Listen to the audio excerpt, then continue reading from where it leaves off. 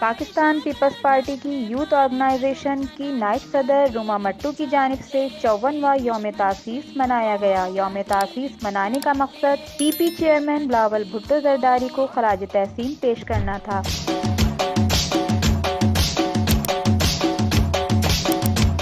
इस मौके पर रुमा मट्टू ने कहा कि पीपी खवातीन कारकुनान बिलावल भुट्टो से मोहब्बत करती हैं, मगर कुछ वजूहात की बिना पर पेशावर नहीं जा सकी, जिसकी वजह से यहीं इसी प्रोग्राम का इनेकाद किया गया।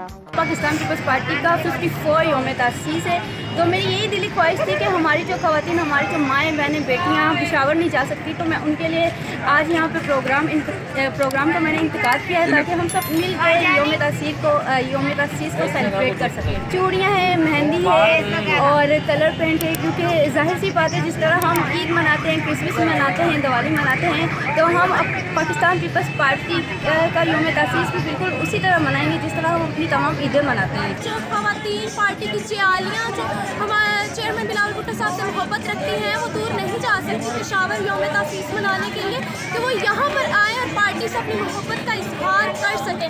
जो लोग 30 तारीख को जलसे में नहीं जा सकती, वो यहाँ आए और अपने चेयरमैन बिलावल भुट्टो का साथ दें। प्रोग्राम में ख़वातीन के मेहंदी लगाने का भी इंतज़ाम किया गया और यौम तासीस का केक भी काटा गया। कुर्रतुल ऐन इबाद, MBB न्यूज़, कराची।